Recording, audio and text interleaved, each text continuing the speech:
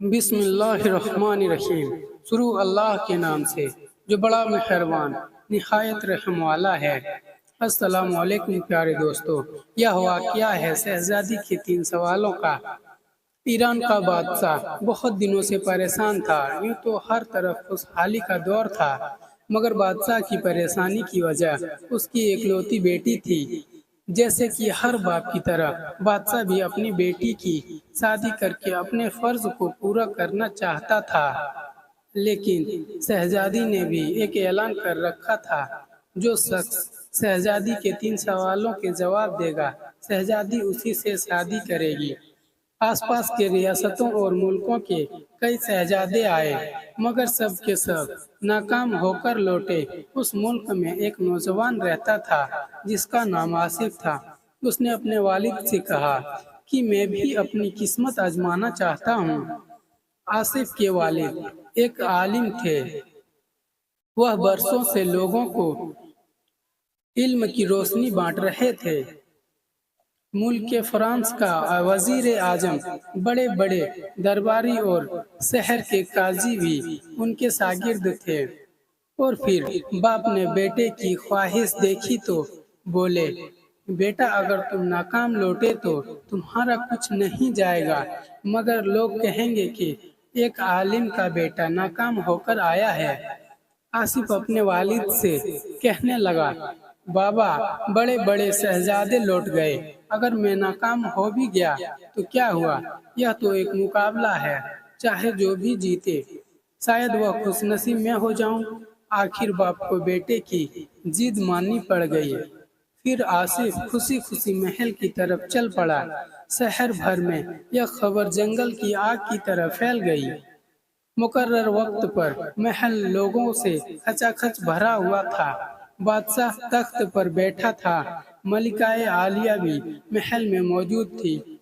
وزیر، امیر، درباری اور عوام سب دربار میں موجود تھے۔ آخر شہزادی نے اپنا پہلا سوال کر ڈالا۔ اس نے شہادت کی انگلی فضا میں بلند کی۔ آصف کچھ دیر خاموش رہا، پھر شہادت والی انگلی کے برابر والی انگلی فضا میں بلند کی۔ یہ دیکھ کر شہزادی مسکرا اٹھی اور ملکہ عالیہ بولی، شاباش نوجوان، پہلا مرحلہ کامیابی سے طے کر لیے ہو۔ دوسرے سوال کے لیے شہزادی کرسی سے اٹھی اور ہاتھ میں تلوار لے کر ہوا میں لہرانے لگی، اور کچھ دیر بعد وہ دوبارہ اپنی جگہ پر آ کر بیٹھ گئی۔ بادشاہ سمیت ہر درباری کی نظر آصف پر تھی۔ آصف کھڑا ہوا، اپنی جیب سے قلم نکال کر فضا میں بلند کر دی۔ پھر شہزادی بولی، شاباش اے نوجوان، یہ جواب بھی درست ہے۔ ملکہ عالیہ کی آواز دربار میں گونجی۔ اس کے بعد دربار میں مبارک ہو کی صدا بلند ہوئی۔ وہ سوال کیا تھے اور ان کے جواب کیا تھا؟ ہر شخص اس بارے میں سوچ رہا تھا کہ شہزادی نے کیا پوچھا اور آصف نے کیا جواب دیا۔ لوگوں کے لیے یہ ایک راز تھا۔ آخر شہزادی نے تیسرا سوال کر ڈالا اور وہ تیزی سے سیڑھیاں اتری اور تیزی سے دوبارہ چڑھ گئی اور جا کر اپنی جگہ پر بیٹھ گئی۔ یہ سوال بڑا ہی عجیب و غریب تھا۔ ہر طرف خاموشی تھی اور لوگوں کی سانسیں رکی ہوئی تھی۔ آخر آصف کھڑا ہوا اور دل پر ہاتھ رکھ کر شہزادی کی طرف دیکھنے لگا۔ مرحبا مرحبا نوجوان، مبارک ہو، ملکہ عالیہ کی آواز کے ساتھ شہزادی محل کے اندرونی حصے میں چلی گئی اور محل مبارک باد کی آوازوں سے گونج اٹھا۔ لوگ خوشی سے جھوم رہے تھے۔ آصف دل ہی دل میں اللہ کا شکر ادا کر رہا تھا جس نے اسے یہ اعزاز بخشا۔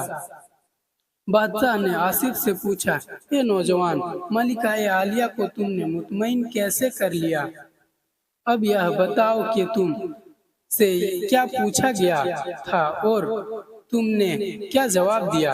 اگر تم نے ایک بھی غلط جواب دیا تو تمہاری گردن کاٹ دی جائے گی۔ آصف نے پورے اعتماد سے جواب دیا، بادشاہ سلامت، शहजादी ने उंगली खड़ी करके पूछा था कि क्या तुम अल्लाह को एक मानते हो? मैंने उंगली खड़ी करके जवाब दिया, अल्लाह और उसके रसूल सल्लल्लाहु अलैहि वसल्लम पर ईमान अटल है। बहुत खूब, बादशाह ने मुस्कुराकर कहा। आसिफ ने कहा, दूसरे सवाल। उसके बाद शहजादी ने तलवार उठाकर कहा कि तलवार से भी कुछ बड़ा हथियार है।